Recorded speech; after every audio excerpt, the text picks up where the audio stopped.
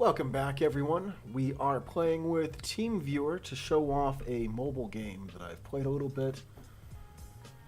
This is Blustone, a Beyond the Bound story. It's a very anime-centric style clicker game with a focus on the units you collect.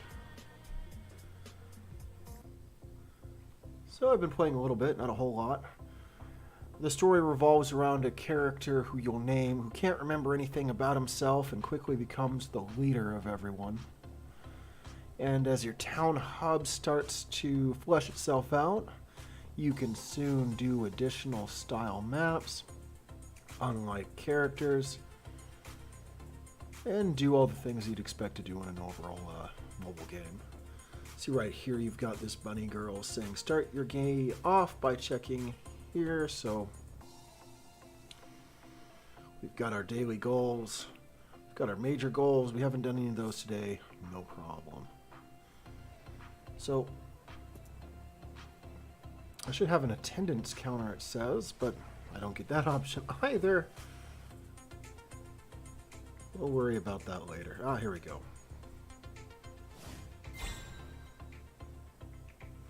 10 of the in-game currency and some points towards being more of a player. It's got this system where the more you log in, the more you can do. So I've got this unit here, this cat boy set up as my leader, and then there's just random people here. This guy in the blonde hair is actually set up as the main guy you start as. So the gameplay is pretty straightforward. As you can tell, everything's got its own little character. Lana's in charge of the main missions here. So just go ahead and... Ooh, this is going to have a cutscene. I've got some 3-star units and a 2-star unit. We use fuel. So I'm just going to tap a lot, and that's going to allow us to attack. There's a little bar in the middle that goes from fever to the next one up, which is super. And then if I quit tapping, it continues to tap for me. There's going to be a boss coming up. We're going to use our super ability by clicking the sword above him because he's an attacker type. And that's just not going to do much. He's going to die if I don't swap him out, so we'll use someone else's special attack. Just like that. And there's kind of a focus on swapping units in and out. And then we get this cutscene because on this map, this is where we get the cutscene with the main character who I've named S.L. Kuth. And Locke, who is apparently some sort of gambler. He doesn't deal with bad investment like Metrons, which are the mysterious things you're hunting for profit in this game. And Til, she's the first support unit you get. So this was the last unit I had on the field, so we get to see her support stance. 3 stars because we beat it at under 60 seconds, and nobody died. This here is part of a poster.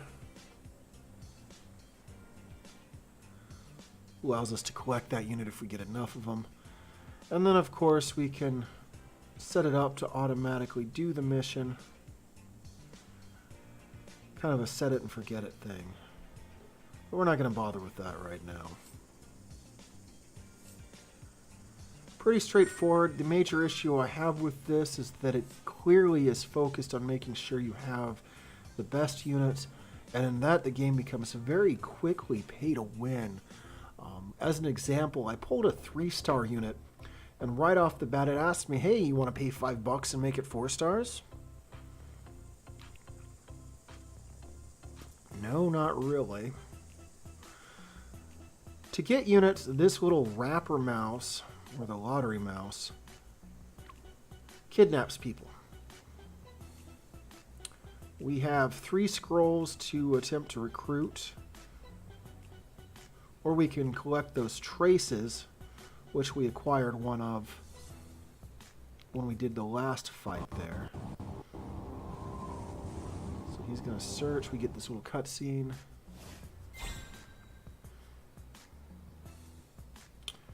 And that allows us 10 different units there. And then I'll go ahead and pull. Here we go.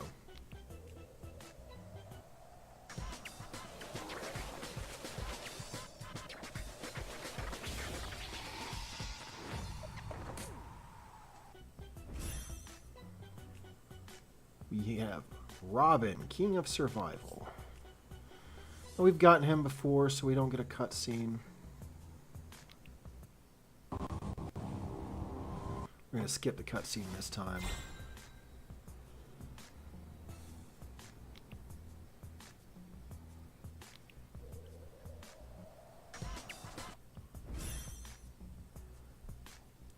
So the amusing thing is, we would normally be getting this unit by completing the map we're on. Now we've got another one of them.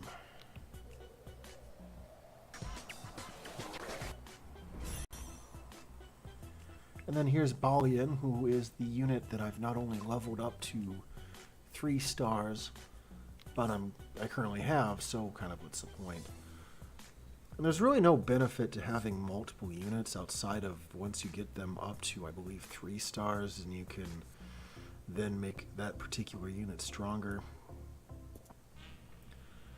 So we can train, break our limits, etc.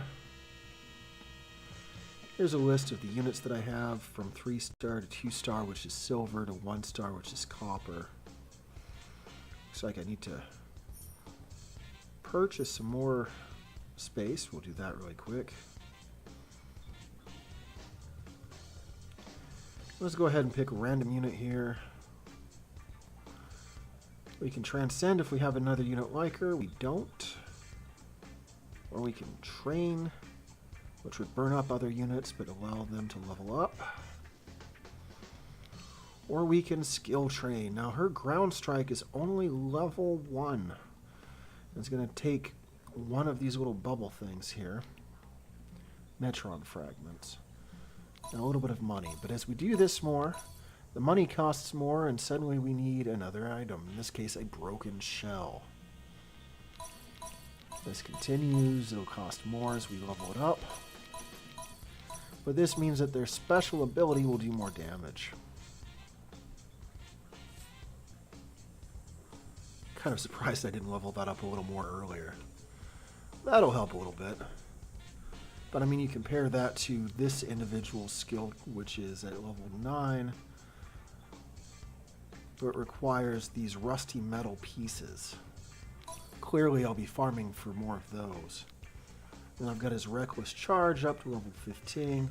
And because he's 3 stars, he also has this instinctive attack, which gives a noticeable damage boost. The more stars they acquire, the more abilities they get. There's also an elemental system in place. A lot of really neat characters. And overall, the presentation is pretty slick.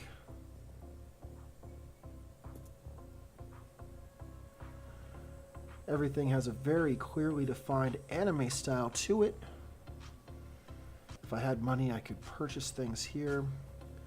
And in fact, one of the dailies does ask me to make a purchase, so we'll just go ahead and do that. There we go.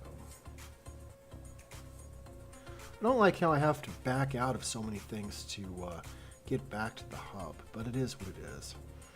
So right off the bat, we've checked in. That's one of our dailies. I've recruited 2 people. That's one of my dailies. Trained some skills. Bought an item. And now there's a few other skills that it wants me to do here. Also, I have done 25 recruitment, so that's one of my major goals. And that just kind of continues there. I don't feel that you get a lot of the in-game currency handed to you, just kind of enough to string you along. That might be the point. Again, I want to reiterate, this game feels very pay to win. But it's okay. The other part of this game that I haven't really touched upon is the Fight Club, which is run by Beckon and Jack. Sir Beckon is the chicken. Overall, I feel like this is pretty random here. I'll go ahead and enter the fight. I'm going to be fighting somebody that I can easily take on. Hopefully. I say that, it'd be pretty embarrassing. Well, looks like I should have no problem taking him on.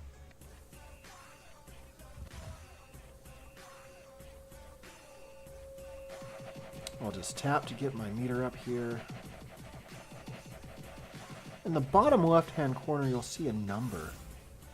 That number corresponds to my ability to pull off super moves. I already lost one party member. That's a good sign. Keep this going. Oh, we won. Didn't even get to use a special ability. And as a reward, we get some tokens that we can spend in the fighting shop, and also our fighting tier goes up a little bit. I'm going to try this again just in hopes of getting a fight that I know I can't win. Here we go. 3 units. I should have no problem taking them on, right? Just watch. They've got a strength level far above mine.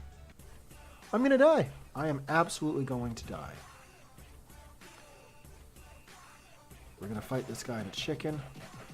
See, this particular fight, they were able to hide 2 units.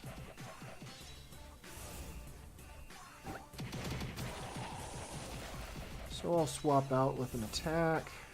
He's going to use his special attack. Pretty neatly animated. Come on, special ability pop up. There we go.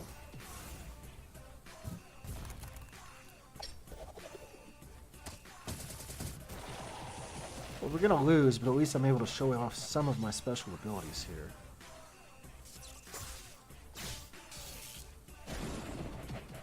That unit's going to be retired.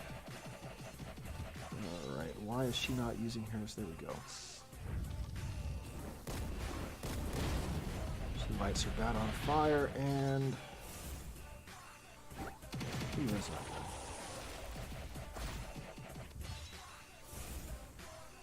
good. And this is going to be me slowly and steadily dying.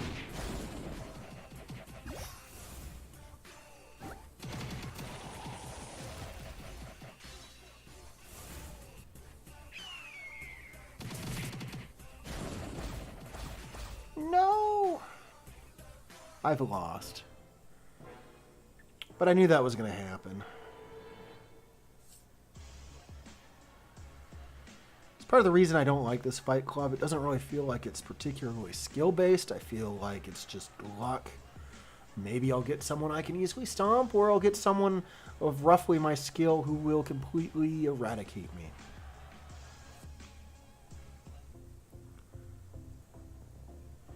All because, again, this game really focuses on your units.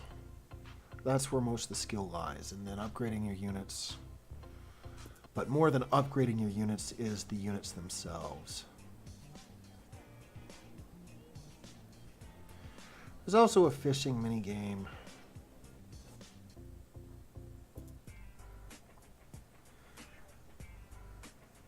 This way here allows you to do specific hunts where you can recruit people. If we get enough of these little tags, we can then get a copy of that unit.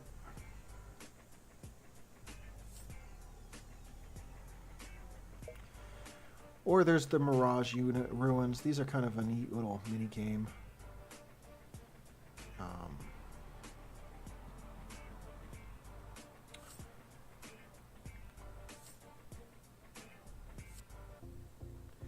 And that's it. It's a pretty neat game. Like I said, though, there are some concerns that the best way to play this game is to throw money at it and hope you win. And that's kind of a disappointment. It's called Blustone. Feel free to give it a try. if I continue to play it and you leave a comment, I can add you as a friend. I don't have many friends on here. I've actually added one person, so that's kind of silly.